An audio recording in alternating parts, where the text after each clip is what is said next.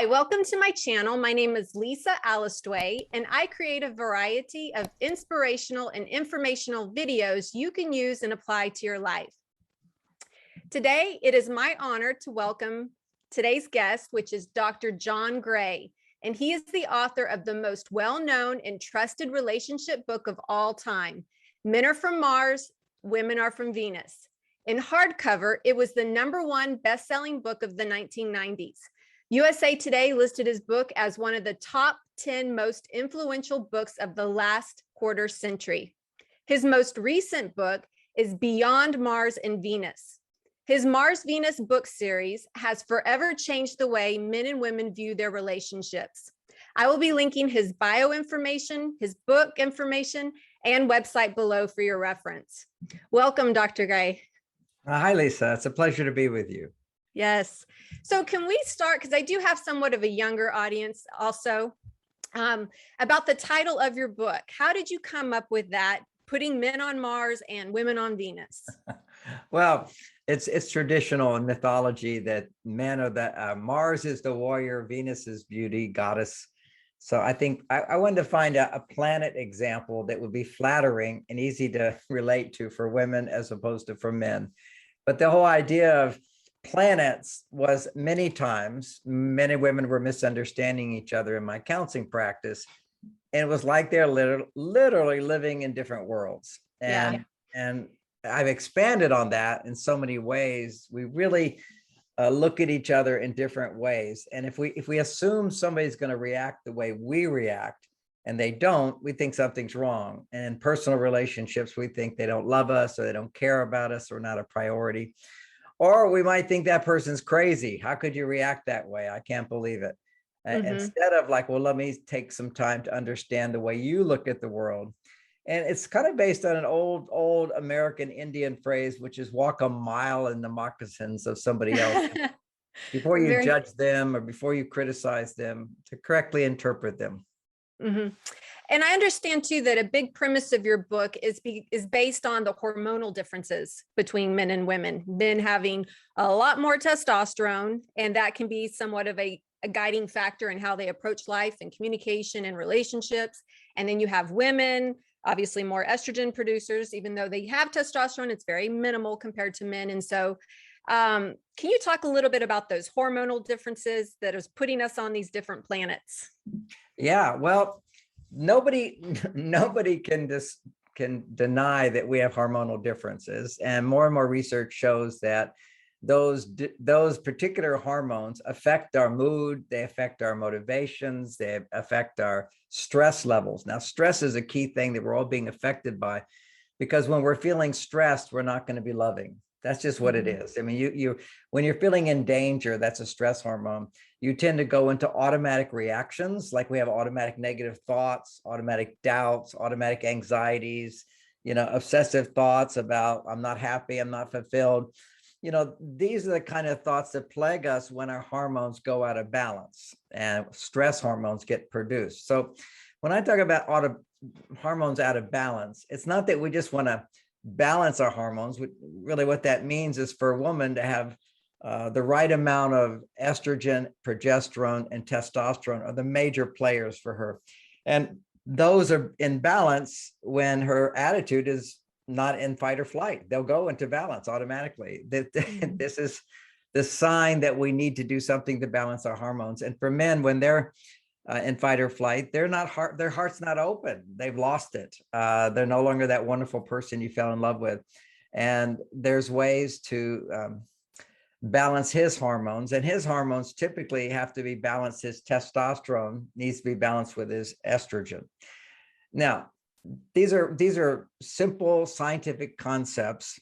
And what has not been known so much is how certain behaviors trigger those hormones, and why I even focus on hormones, although in itself it'd be a great thing to know. But many of the ideas of men are from Mars, women are from Venus, people don't relate to these days because their hormones are so out of balance. Many times people don't even think that men and women are that different. So how could you write a book on how differences between men and women? So you get down to probably the most fundamental differences that everybody would agree on is hormonal distinctions. And Yes. we also know that when a woman's, this is like now a little science, when a woman is, her estrogen levels are low, she's depressed. Clearly her heart's not open at that time. Mhm. And when a man's testosterone levels are low, he's depressed. Mhm. Now, when a man's testosterone levels are low and his estrogen, that's the female hormone, is high, Mhm. he will be angry. Now, whoever thought that? Mhm. We always think of, aggression associated with testosterone because men are more aggressive typically. Mhm. Well, it's only men who have low testosterone, high estrogen that are more aggressive. Now, compared to a woman, Interesting. yeah. And nobody knew that before. We just thought, if you have testosterone, you have a greater tendency to be aggressive, or women who have uh, not such high testosterone are less aggressive. Well, it turns out Mhm. that it's all about the balance between these Yes. hormones.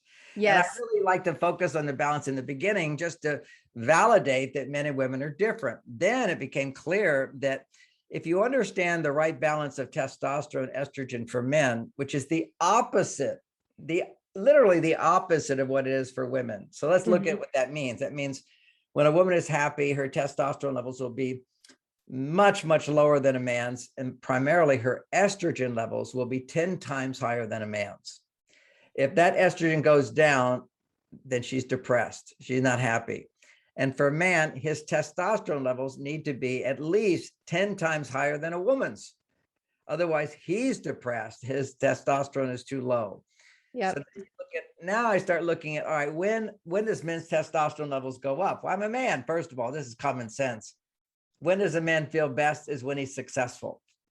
That's it. That's Mhm. it. When you're successful. And of course, women feel good when they're successful as well. Sure. But then I started reading all these stories and having clients of very successful women who were depressed. What happened? So what happened is, yes, her testosterone goes up because she's successful, but her estrogen levels, if they're low, doesn't matter what her testosterone levels are, she's going to be depressed. She's not going to be happy. So in relationships, you want to have relationships last. You want to feel that passion, that connection, that happiness. You want to delight in the presence of your partner when you're with them. They make you feel good.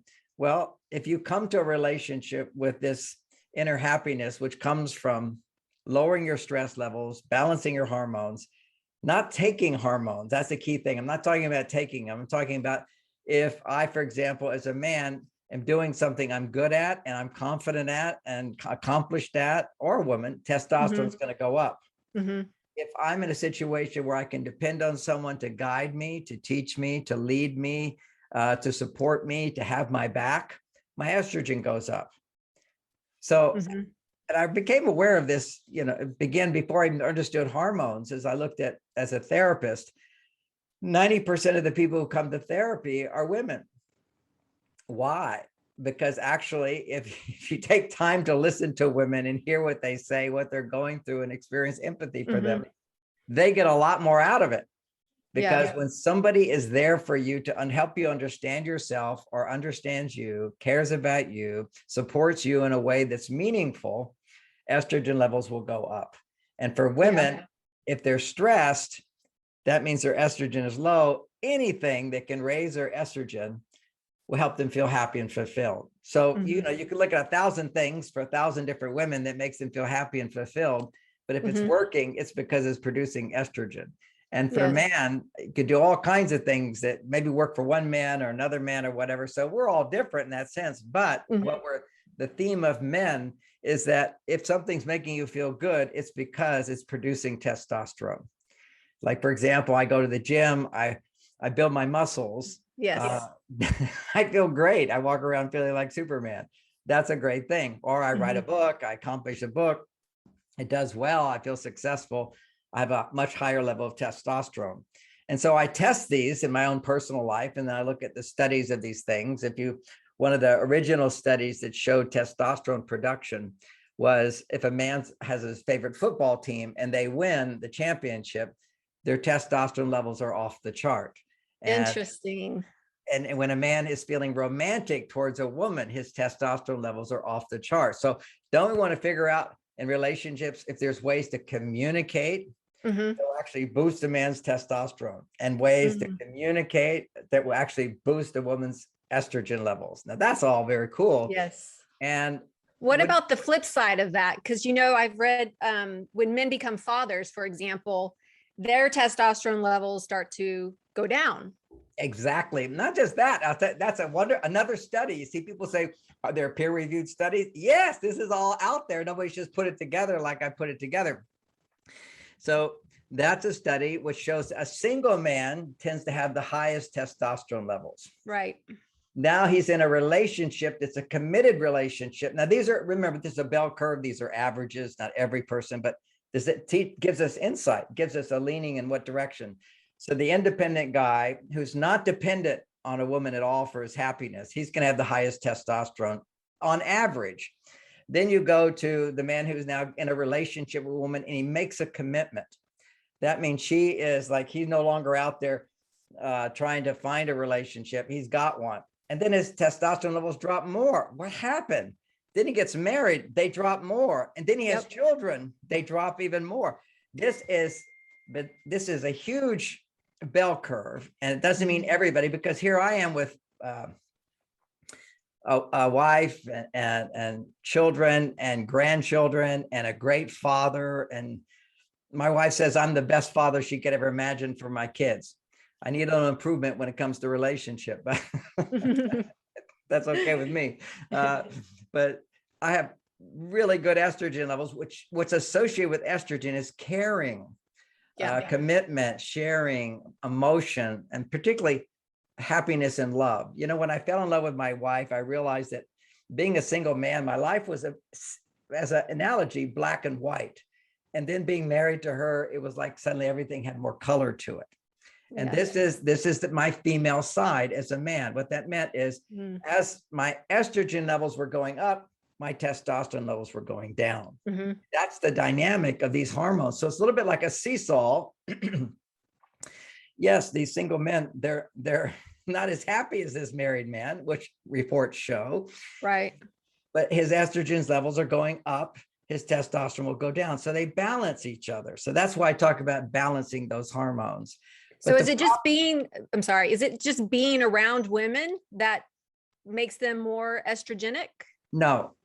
He's in a relationship with a woman, meaning he cares about her.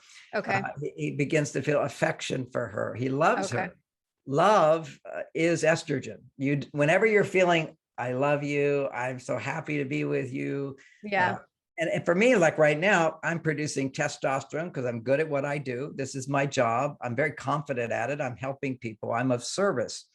Those are all qualities. In this book, Beyond Mars and Venus, what I do is I talk about aspects or qualities, characteristics, tendencies of my masculine side, and then tendencies of my feminine side.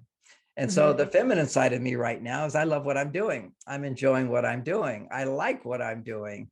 And I use a lot of intuition on what's the best direction to go. So there's emotion, there's intuition, there's love, there's caring. Then on the other side of that, there's a selflessness. I don't get paid for this. I'm wanting to serve the world. Then I have logic. I'm using my logical side to create a series of logical ideas. I'm very independent in what I say. These are my own ideas. I'm not depending on anybody else. I'm depending on my own experiences to teach. So these are qualities of independence. That's your masculine side.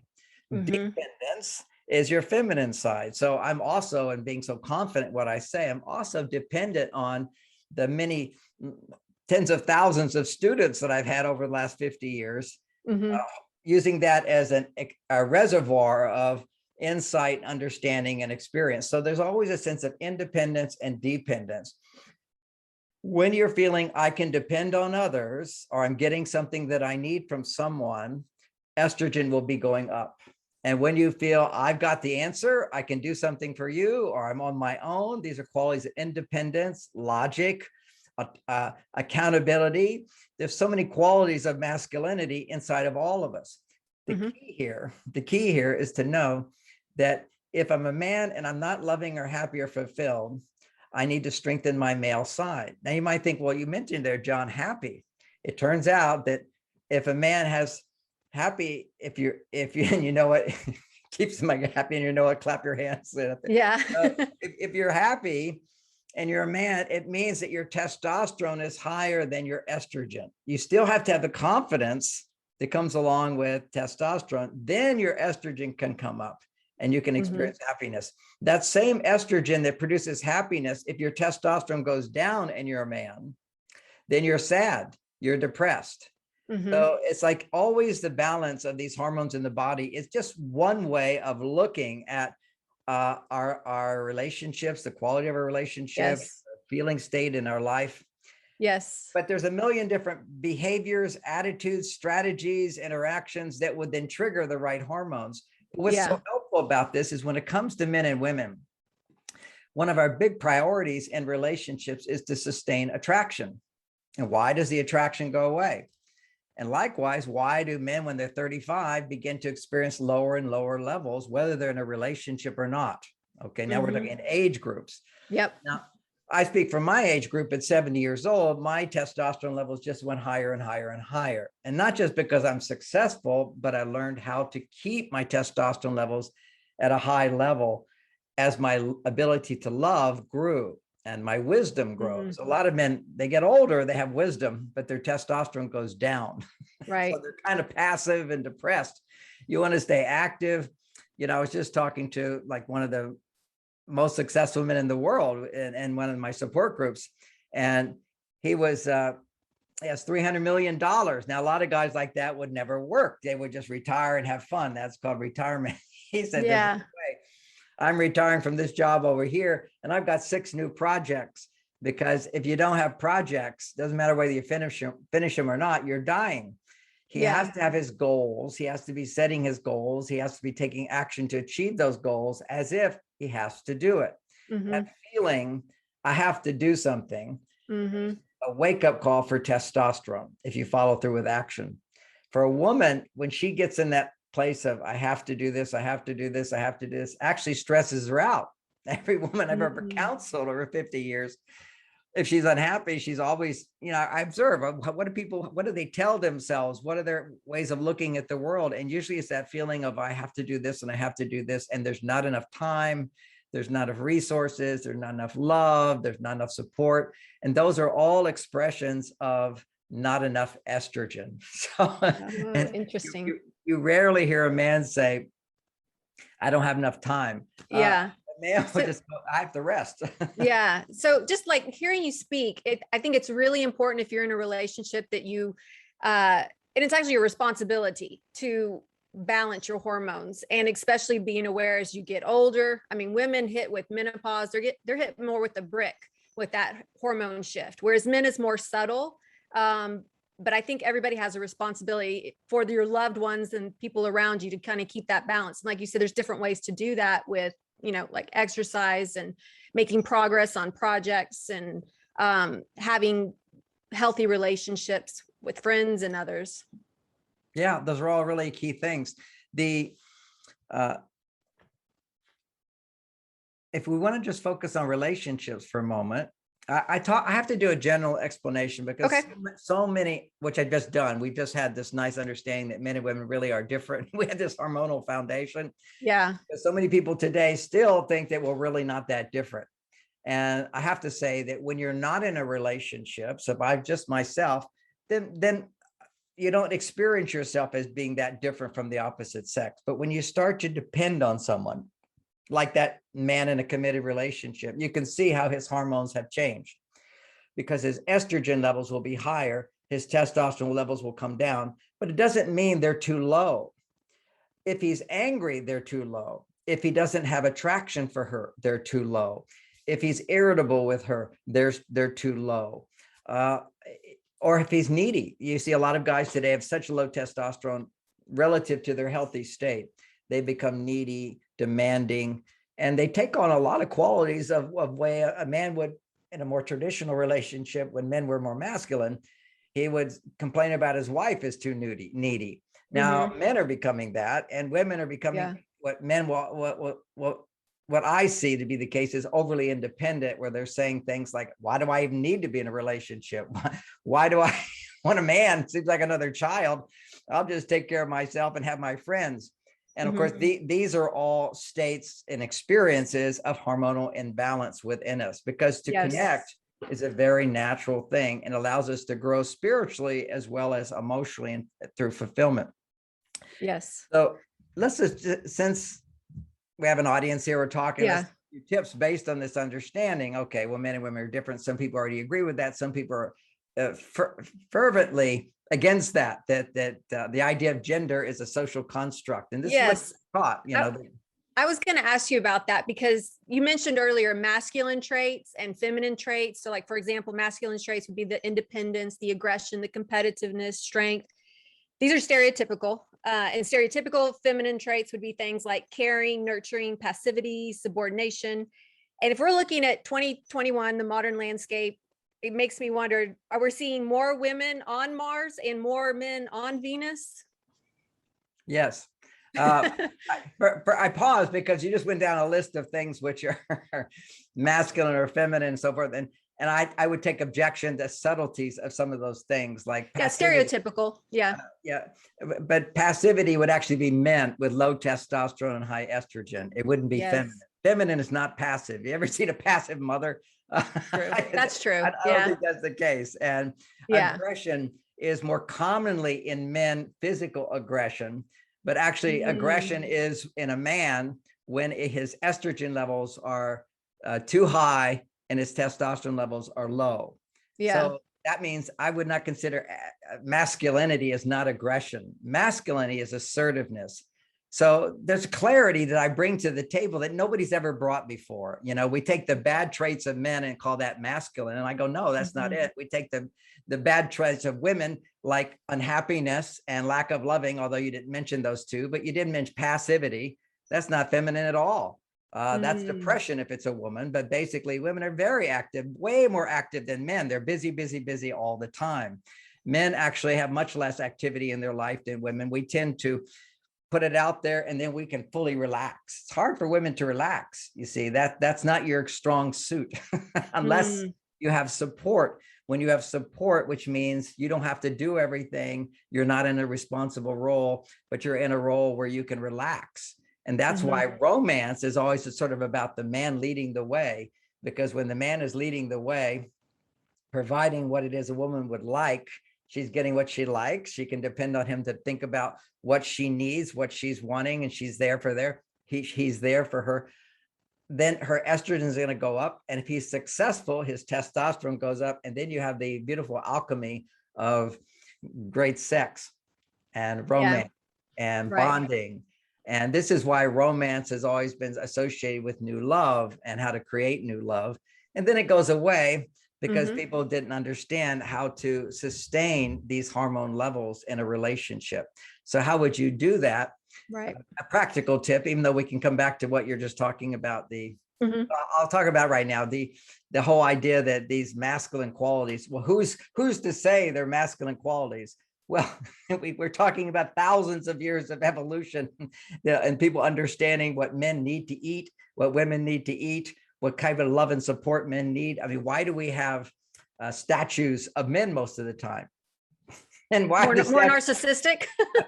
Exactly. That's what one person would say that, as opposed to you would see that men, when you build statues to them, they're willing to give their life up to be that statue.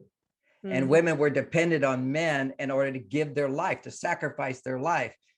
You want a man to do something that you don't want to do, which women figured out. You build statues to him. Now, what does that actually mean? It means all of us are high qualities. When you blend the masculine, you integrate, not balance, but integrate the male and female together. What you get is a man who is selfless, but also loving and devoted. And you'd also get a woman who's selfless, who's loving and devoted. So when we're in states of integration, balance, which turns into on both sides at the same time, what you'll see is there's very little difference between men and women. If you're happy and fulfilled, then generally your masculine and feminine are integrating in that moment.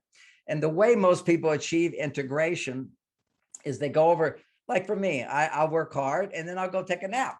Okay. Taking a nap is going to my female side. I'm just relaxing, I'm recuperating.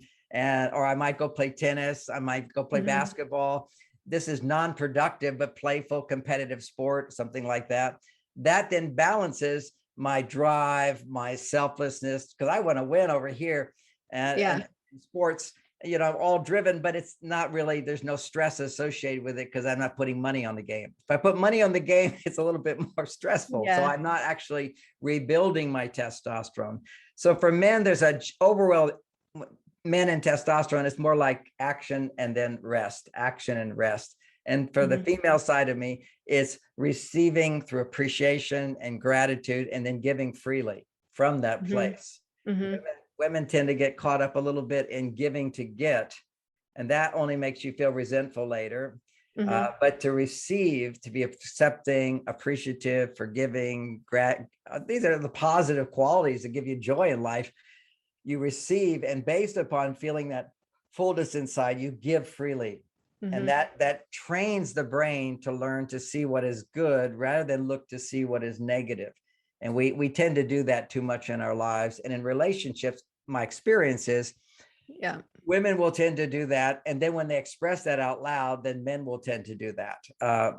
When a woman is happy, men usually don't have any complaints. In most cases, what men say is happy wife, happy life. I don't hear women say that. Happy husband, happy life. No, it doesn't work that way. If she's happy, then she really thrives on him being happy too. But if she's unhappy, she's not going to go, gee, if he would just be happier, I would be happy.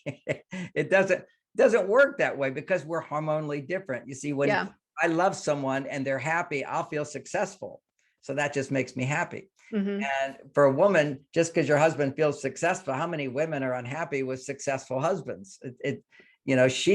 His success or his happiness that goes with his success is not going to nourish her feminine spirit. What nourishes her feminine spirit is a man who is attentive to her, a man who sees her, a man who prioritizes her.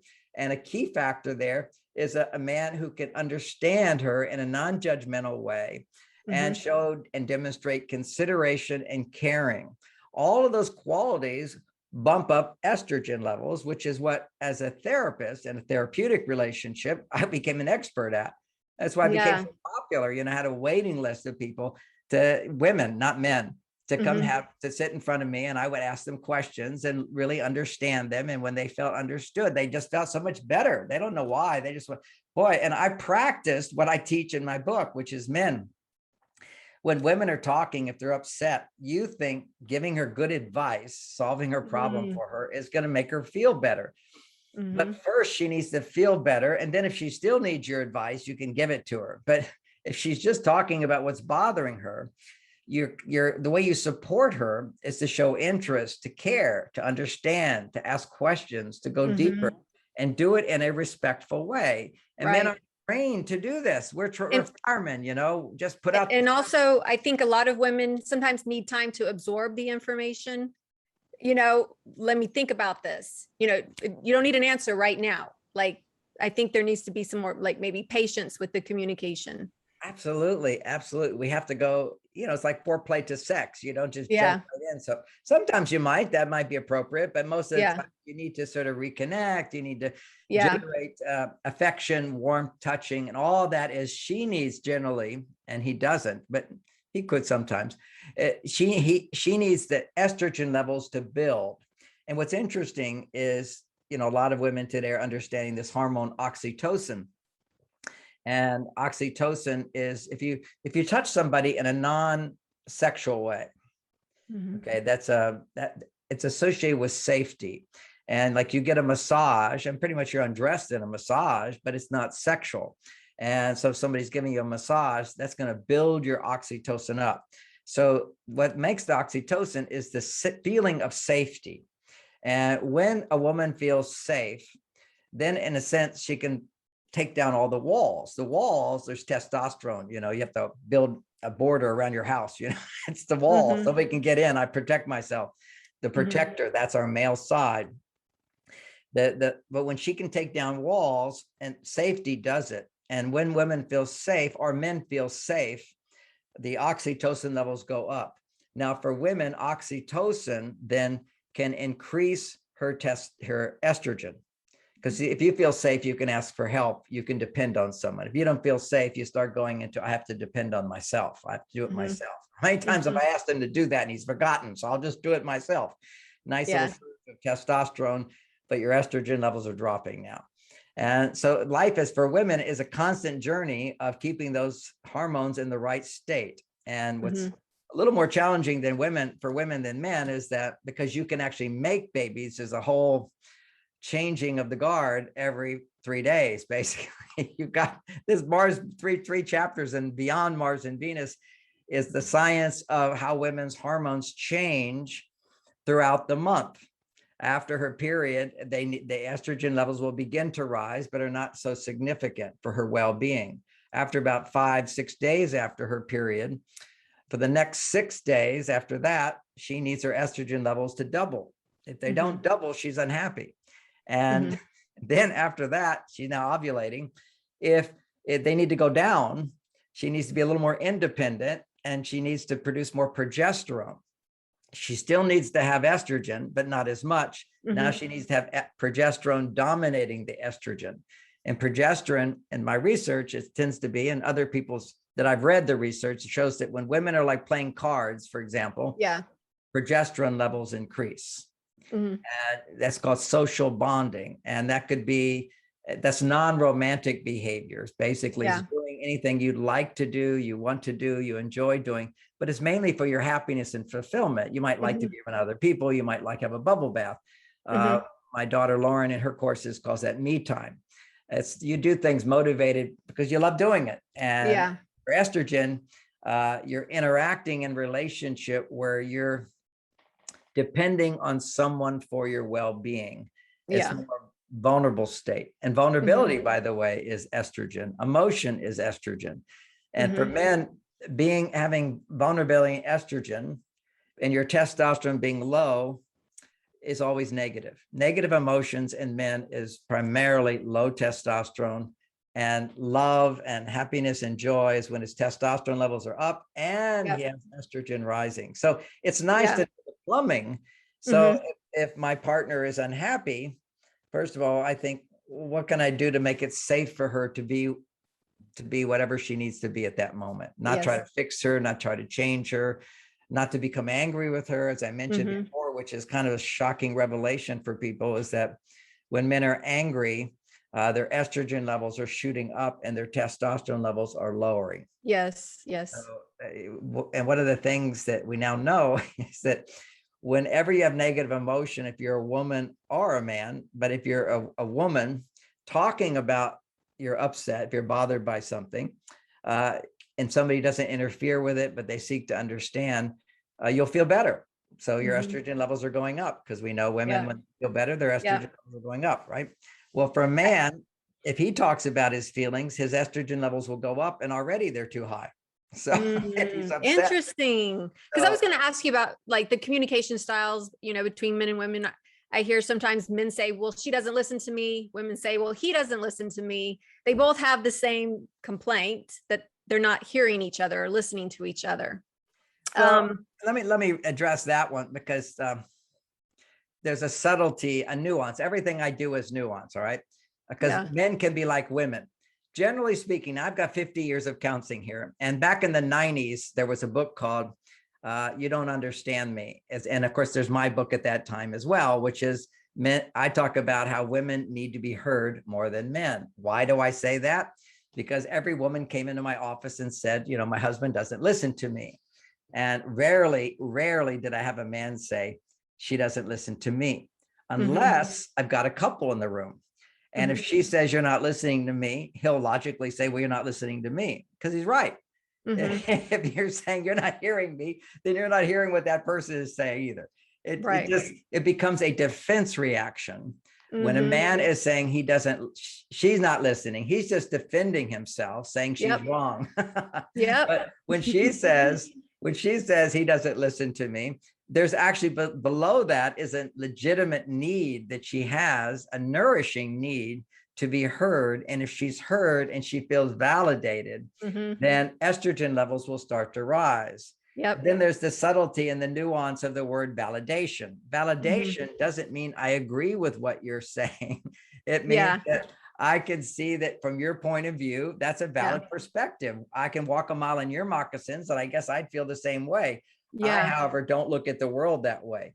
So, you know, a woman's need isn't that you have to agree with everything she feels, but you have to Hmm. validate, gee, you know, if I Hmm. was you with those sensitivities and in that situation, and I needed estrogen, then I wouldn't need to Yeah. talk like that. So Yeah. it's like being able to hear where somebody's coming from with love. And that Yes. is a training that allows men to be on their male side with healthy testosterone levels and also raise their estrogen in balance and integration. Because Yes. when you're listening, you're actually on your masculine quality. Listening is a masculine quality. Sharing, vulnerability, revealing what's inside is a feminine quality. Mm. So if a woman is sharing inside, she's being vulnerable, her estrogen levels will go up. For her to do that, Yeah. she needs to feel safe. He, on the other hand, is protecting her. You know, why is she feeling safe? I'm the protector. Build me a Mhm. statue, appreciate me, acknowledge me. So I Mhm. anticipate that I'm doing something good and productive. But see, men do not know, we're not experienced in this new realm of need that women have. It used to Mhm. be women just needed a man to protect her and provide for her. That was it. You know, I grew up in Right. a family. My mother was happy all the time. She wanted to be a Right. mother.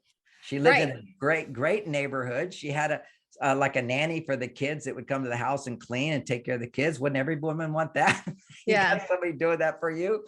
You got a husband who makes enough money, who's not an alcoholic, not a drug addict, and doesn't raise his voice, and is a good father at times. So, Right. Not you a know what? cheater.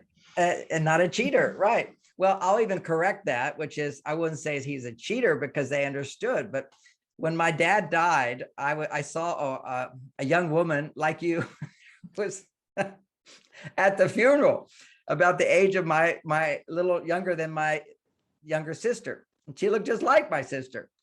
So I went to my mother and I said, "Mom, do you see that girl there?" You know, yes, I think that looks like Virginia, my sister. And she says, "Probably, you know, I think that's another child by dad." And she says, "Probably."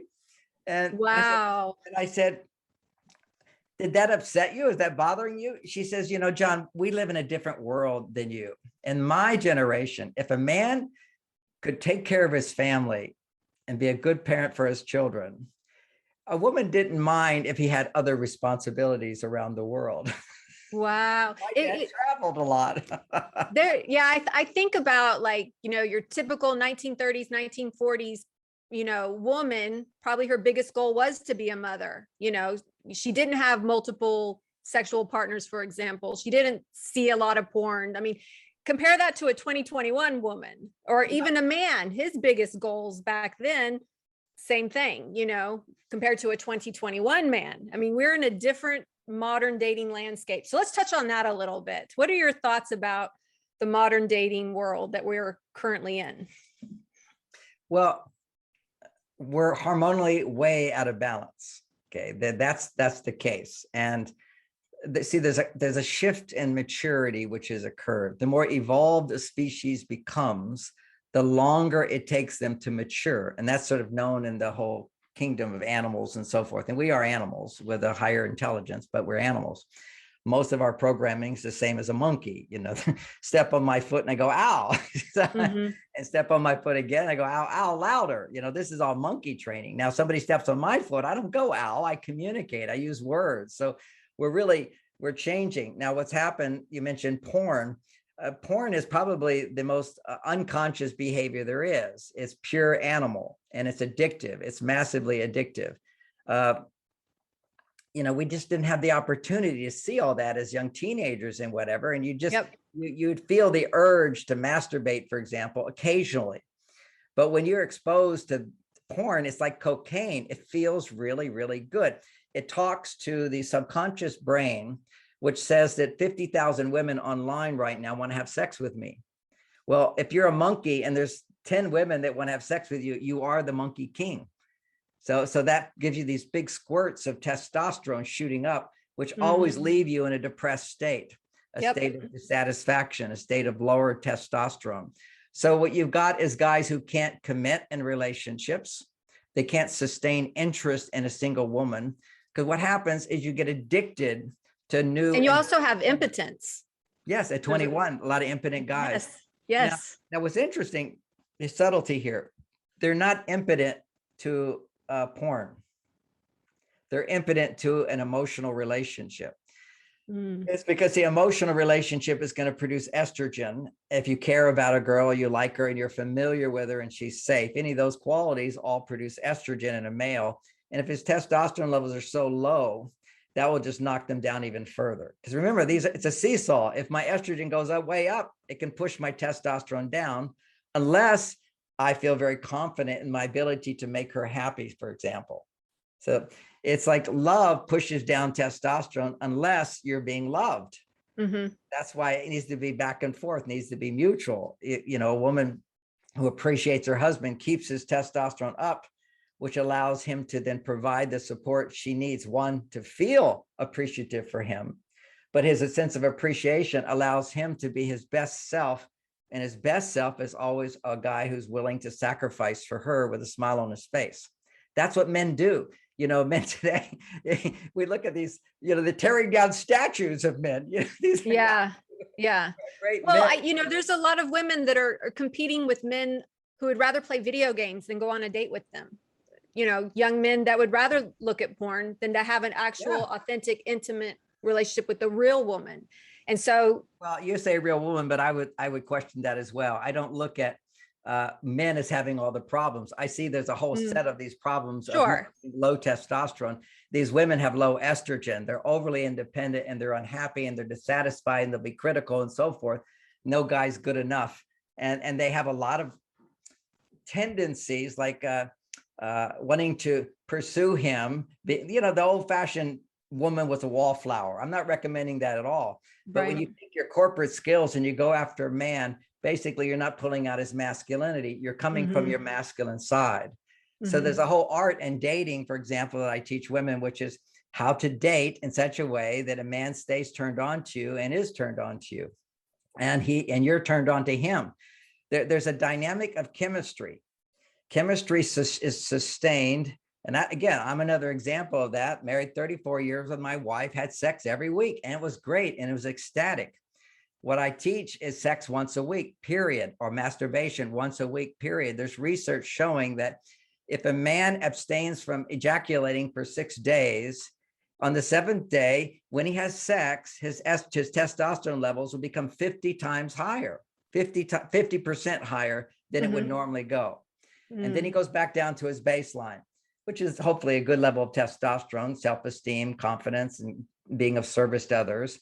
But then on that 7th day, he gets to experience 50% higher. And that's what allows him to bond with her and also allows her to go to her doubling her estrogen level. We have more research that shows when a man is being romantic with higher testosterone levels, he puts out pheromones that raise her estrogen. And a woman who's feeling fulfilled and happy is putting out pheromones because her estrogen levels are higher. She's putting out pheromones that will raise a man's testosterone. The dynamic here is, again, a mutual independence. So males being addicted to their porn, which is a disaster. It's literally too much sex or not enough sex. Okay. So couples typically stop having sex because his interest in her goes down. It's too low. But his interest in her goes down as well because she's not vulnerable.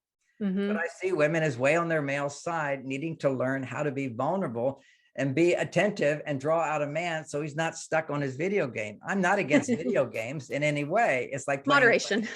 Exactly, moderation. But he gets addicted to it, which is something he needs to be aware of. But his masculinity is weak and it's dependent upon addiction, just like any drug addiction. And it is anything that produces high levels of dopamine.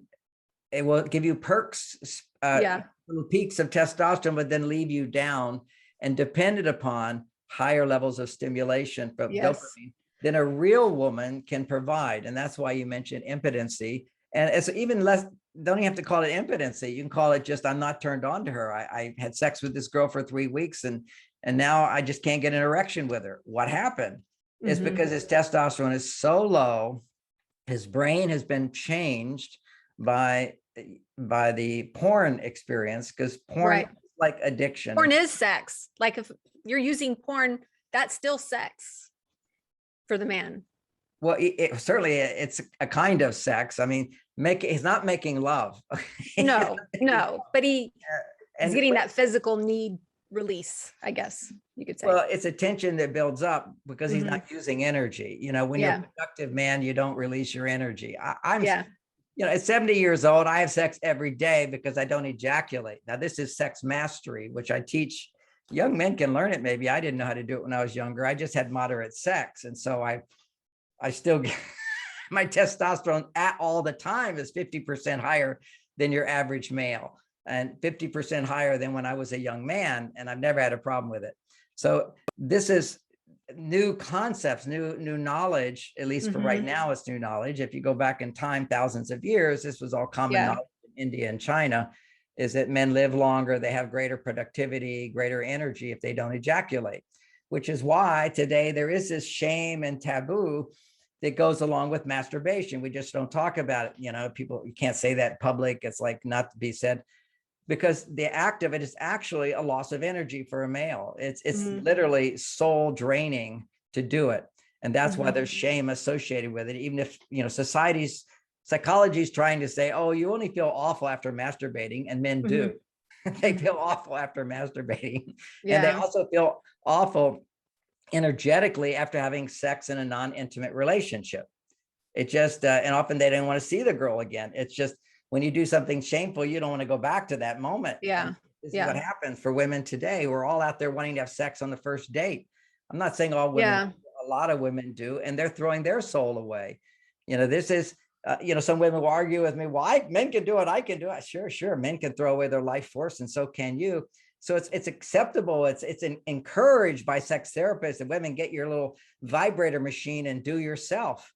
That's even more stimulating testosterone in your body. It's taking you away from your ability to be turned on to a man, to find men attractive, to sustain your attraction to him, to increase your desire for him. There's a lot of confusion today because of the lack of understanding that, one, about how sex energy, we have to understand that, but then we have to understand polarity, is that you can't sustain attraction in a relationship if you have too much sex or not enough sex. You can't sustain attraction in a relationship if the relationship doesn't assist her in becoming vulnerable and him becoming detached. See, men have to learn how not to be emotional. They get all needy and emotional, and all women are out there saying to me, what do? I have an emotionally unavailable man. I said, no, you're the one who's emotionally unavailable. You're trying to make him into a girl. And if he does get emotional, you'll be turned off to it.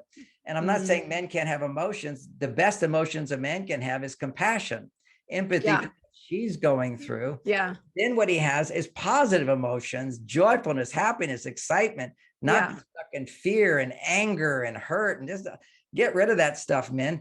And you know, my ideas are radical. That's it. They're being taught everything, not everything, but many things around men and women are completely lost in the universities, confused there, trying to feminize men, thinking the same therapy that works for women would work for men. Doesn't work that way.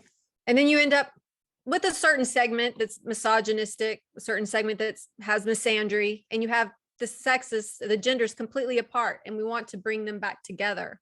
Like, this is, I think, maybe one of the biggest issues, I think, going forward. So let me just ask you this, because I wrote down the statistic. Well, then let's just unpack what you just said. Okay, sure.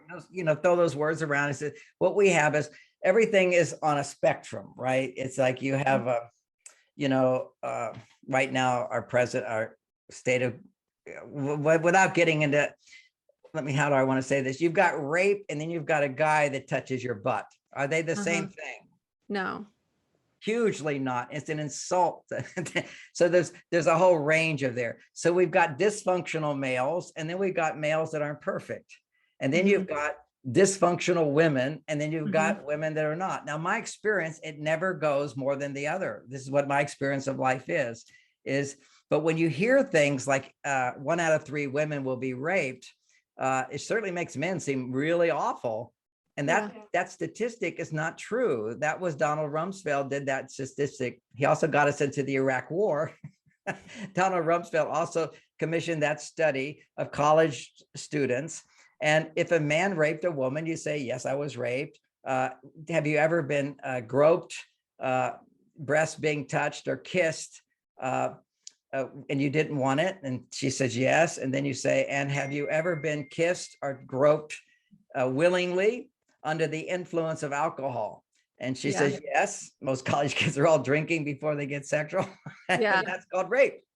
So according to our government, anytime a woman is under the influence of alcohol, any sexual activity she does with a man, which is consent, with her consent or non-consent, is rape. So how can you consider that to be rape? It's complete nonsense, but it sure makes men seem bad. And I'll take another example of this. It's the messages people get have a huge impact on us. Right now, we've got Black Lives Matter, right? And now we have more violence, doubling this year than ever before. Now, what's going on there? Of course, Black Lives Matter, and of course, all lives matter, but I understand the idea of police having bias against Black people and so forth. They're scared of them in some cases. A lot of those policemen are Black men. But the reality here is you take the George Floyd thing, where a policeman killed a Black person, and you play it on TV over and over and over and over. Every time you watch that, you're being traumatized. If you're a Black person and you're being educated, you're a Black person. So now we want to, teach our little children who are vulnerable that Black people are oppressed. A lot of Black people don't feel oppressed, and that how terrible the world is for Black people. When you look through history, the world has never been better for Black people. We're all trying to go, and it's never, ever been about men. It's about a system, the system is patriarchy, whereas you've got a high and a low, an oppressor and an oppressed. The oppressor and the oppressed is not a man. So that's an important idea. It's not men that do this. Many women have been doing the same thing. It's a system of dictatorship, Marxism, communism, where everybody's the same at the bottom, and top they control. So we have to recognize it's the system. It's not white or Black. It's poverty. Poverty is oppressive. It's governments and it's not capitalism. Capitalism, when it's done right, gives people the opportunity to get more for working more, and get less if you have less to be taken care of. So you have a balance. And the reason I'm talking about that, I know it's not dating skills, but we have to have a really understanding that men are not oppressors. Men are heroes, and women are not negative. Women are mothers. They're loving. They're supportive. They can, and together we can balance those things inside ourselves. That's all. I think that honestly, that's going to be one of the bigger issues going forward, bigger than climate change, bigger than some of these other topics, is this relationship between men and women and how they are interacting with each other and having, relationships. So case in point, I wrote this down. Depending on the study that you look at, the divorce rate is anywhere between 41 to 50% for first marriages, and 80% of those marriages, those divorces, are initiated by women. Women are the ones initiating the divorces. For the second marriage, 60 to 67% of those marriages fail. For the third marriage, 73 to 74% of those marriages fail. So what are your thoughts on these stats? I know we're almost coming to the end of our talk here. Well, the divorce rate went to 40 to 50, actually went to 50% in 1969 when something was created by the government, which is called no-fault divorce. And 90% of those marriages were all women who are saying, I want more. And I'm all for women getting more. I'm all for men getting more. We have to learn the skills to do it rather than blame people. We don't blame ourselves and say, I need to adjust my skills. When you don't realize how you unknowingly, you don't know, how did I sabotage it? What's my part of this relationship? What's my problem here? And how to change, and then how to change that. And then how to provide real love, which is not trying to change somebody, but appreciating them and loving them and caring for them and understanding them. We as human beings, when we're not feeling safe, which means in a relationship, you have bad relationship skills, you don't feel safe, you go into monkey thinking, which blames the other person rather than see yourself. And so when you look at that progression of statistics, what you see is people get married again and they have more divorce, and they get married again and they have more divorce. And why is that? Well, because they don't see how they are the problem. And women clearly want to have better relationships. They read these books on relationships more than men do. they want it to be better, but most of the books don't teach them the skills of understanding men in a positive light. And it will never get better until you see men in a positive light. And when you see yourself as doing everything right, him doing everything wrong, it will never get better. And what I do is one of the few people, but there's others too, who point out what women do wrong in relationships, what men do wrong in relationships. And it's a bummer to hear just women do wrong. I try to keep it balanced. When I'm talking to men, I tell them you're the responsible for everything. When I talk to women, I try to be a little more gentle, because a male quality, ironically, the male side of it is accountability. And so men actually, if you point out to them in a language that shows them their mistake, they will self-correct. If you point out to a woman in a language of her mistake, I experience way more defensiveness in women, but rightly so, because they've tried so many things. They just haven't tried what works. Yes. The society today, the culture today is pushing women way over to their male side. And being on your male side is just as addictive to women as men going to their female side. When he's playing games, when he's passive, when he's watching TV, when he's drinking alcohol, when he's taking cocaine, when he's doing porn, all of those behaviors are addictive. When women are being independent and not vulnerable, not in touch with their emotions and feelings and finding love and forgiveness and happiness and joy, they're addicted to their male side. And I just see this over and over and over. And if somebody doesn't point out to you that when you're addicted to something, like with the smoking thing, everybody was addicted to smoking, and doctors kept saying, this is good for you, this is great for you, and people are dying of cancer. So what you've got is these divorce statistics. And I know what you we need more information on relationships, and that is the crux. But right now, nobody is talking about it. Thank you for talking about it, Lisa, but nobody is talking about it.